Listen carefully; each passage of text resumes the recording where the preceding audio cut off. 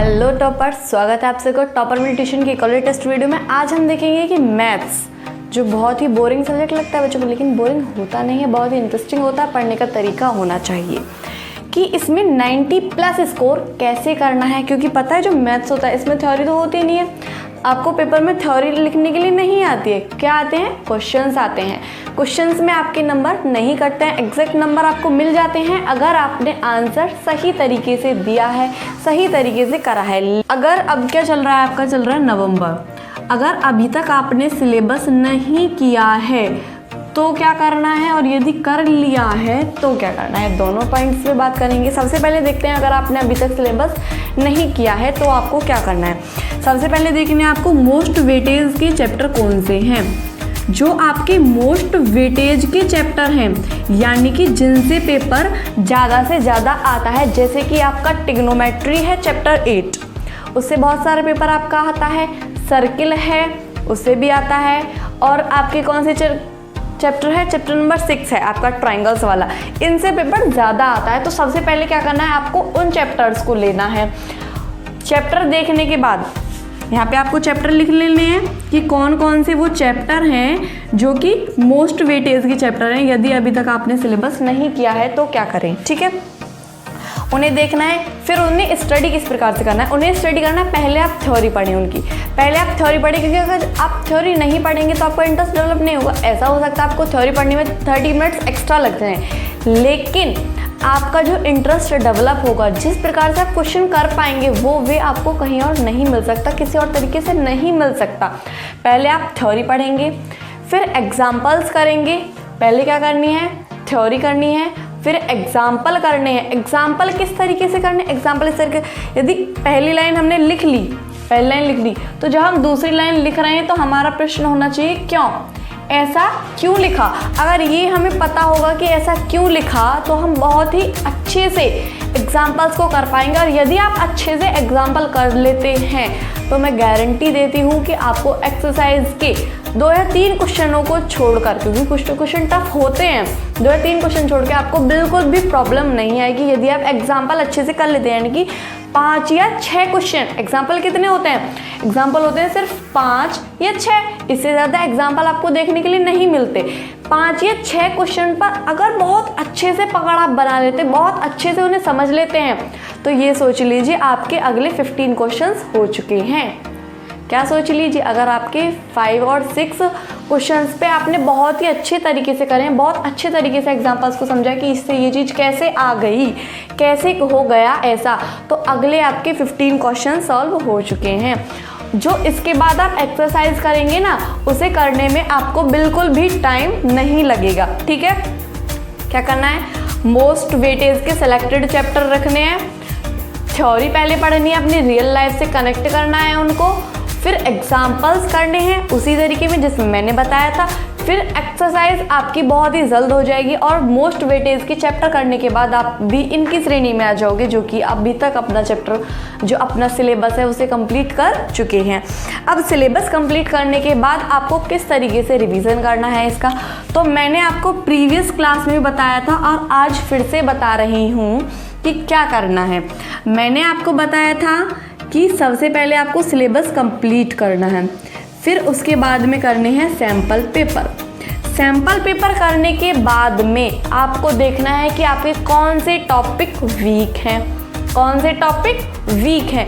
अब जो आपके टॉपिक सॉलिड थे वो तो आपने पेपर में कर लिए, उन्हें आपको टच करने की ज़रूरत नहीं है। अभी सबसे पहले टच करने की ज़रूरत किन्हें है, जो आपके वीक हैं। यहाँ से वीक निकालने हैं आपको कि वीक कॉन्सेप्ट या वीक टॉपिक हमारे कौन से हैं, और रिवीजन करना है उनका, उन पे वर्क करना है। जो रिवीजन करना है वो करना है वीक टॉपिक्स का।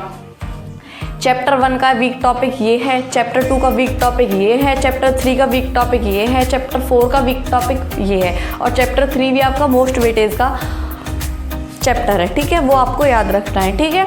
रिवीजन करना है चैप्टर आपका चैप्टर वाइज रिवीजन करना है। चैप्टर 1 से ये है, चैप्टर 2 से ये है। अब क्या करना है, पहले से ही स्ट्रेटजी बना के नहीं रखनी है, पहले से ही स्ट्रेटजी बना के नहीं रखनी है, बिल्कुल भी नहीं रखनी है। गांठ बांध लो इस बात को कि पहले से स्ट्रेटजी बना के नहीं रखनी है कि 12 तारीख को ये करेंगे, 13 तारीख को ये करेंगे, 14 तारीख को ये करेंगे। नहीं करना है, डे टू डे करना है, डे टू डे करना है। क्योंकि आपको नहीं पता कल आप किस फ्रेंड की शादी में चले जाएं, किस फ्रेंड का बर्थडे कल आ जाए, नहीं पता, फिर आपकी सारी स्ट्रेटजी बेकार हो जाएगी। ऐसा बिल्कुल नहीं करना है, डे टू डे करना है। उठिए सुबह आप आराम से 5 बजे उठ सकते हैं। 5 बजे उठिए, आधा घंटा आपको लगेगा या ज़्यादा से ज़्यादा 20 मिनट्स लगती हैं। बहुत 20 मिनट्स तो काफ़ी है, बहुत ज़्यादा है, वैसे तो 5 मिनट्स ही लगते हैं। 20 मिनट्स लगेंगे आपको ये देखने में कि आज साइंस में ये पढ़ना है, इंग्लिश में ये पढ़ना है, मैथ्स में ये पढ़ना है और इस सब्जेक्ट में ये हमको पढ़ना है आज, ठीक है।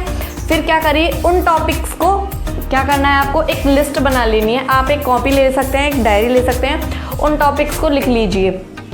डे डालिए, डे आज जैसे सैटरडे है ऐसे करके डे डालिए। आज पता नहीं, आज ट्यूसडे है, आज ट्यूसडे है, डे आज ट्यूसडे है। फिर साइंस का ये, मैथ्स का ये, इंग्लिश का ये, और यहाँ पे ऐसे करके कॉलम बना लीजिए। फिर जब आप मैथ्स का कर लेते हैं तो टिक लगा दीजिए, साइंस का कर लेते हैं तो टिक लगा दिए, इंग्लिश का कर लेते हैं तो टिक लगा दीजिए। ऐसे आपको क्या करना है, अपनी टिक लिस्ट तैयार कर लेनी है। क्या करनी है, टिक लिस्ट तैयार कर लेनी है। टिक लिस्ट तैयार करने के बाद में डे टू डे तैयार करनी है, पहले नहीं करनी है, डे टू डे तैयार करनी है, ठीक है। टिक लिस्ट तैयार करने के बाद में आप देखिए कि आपने कितना कर पाए। आपने जितने भी थे क्या वो सब टिक कर दी? अगर टिक करती है तो बहुत ही अच्छी बात है, इससे अच्छा क्या हो सकता है, कुछ भी नहीं। और जब आप डे के एंड में उस डायरी को देखेंगे ना कि हमने सारे टिक कर दिए, तो आपको इतनी खुशी मिलेगी, बहुत ज़्यादा खुशी कि हाँ आज तो हम पढ़े हैं, बहुत ज़्यादा पढ़े हैं, ठीक है। और यदि आप नहीं कर पा रहे हैं, बिल्कुल भी फोकस नहीं कर पा रहे हैं, तो मैं आपको एक तरीका बताती हूँ आपको क्या करना है। 4-5 दिन अप्लाई करिए, बिल्कुल आप फोकस्ड हो जाएंगे। बिल्कुल भी फोकस नहीं कर पा रहे हैं तो क्या करें, सबसे पहले क्या करें, आप एक डायरी ले लीजिए इसी प्रकार से, लेकिन टिक लिस्ट नहीं तैयार करनी है। अगर आप टिक लिस्ट पे नहीं वर्क कर पा रहे हैं, टिक लिस्ट पे एक भी टिक नहीं लग रहा है, पर टिक लग रहा है तो अच्छी बात है, लेकिन अगर टिक नहीं लग रहा है तो क्या करें, तो आपको क्या करना है, टिक लिस्ट नहीं बनानी है। अब बिल्कुल भी आपको टिक लिस्ट नहीं बनानी है। अब क्या करना है, अब आपको करना है, एक डायरी ले लेनी है, उसमें लिखना है 2 से 3 बजे तक मैंने यहाँ टाइम वेस्ट करा, 2 से 3 बजे तक मैंने यहाँ करा, 2 से 3 बजे तक मैंने यहाँ पे बात करी, ऐसे करके 4 से 5 बजे तक मैंने खाना खाया, 5 से 6 मैंने घूमा। ऐसे कर करके आपको अपना 24 आवर्स का बिल्कुल डाटा तैयार कर लेना है कि मैं इतने से इतने बजे तक सोया, इतने से इतने बजे पढ़ा, इतने से इतने बजे रोटी खाई, इतने से इतने बजे बात बनाए, इतने से इतने बजे इंस्टा चलाया, सोशल मीडिया यूज़ करते हो तो ज़रूर लिखना, अपने से न मत छुपाना। पता है जो इंसान होता है वो किसी को धोखा नहीं देता, वो सिर्फ अपने आप को धोखा देता है। और इंसान को पता होता है, हम लिख रहे होते हैं कि 2 से 3, चलो लिख देते हैं कि थोड़ी बहुत पढ़ाई करी, लेकिन अगर आपने 15 मिनट उसमें इंस्टा चलाया है, यूट्यूब चलाई है, फेसबुक चलाई है, तो लिखो उसे 15 मिनट फेसबुक चलाई है तो चलाई है।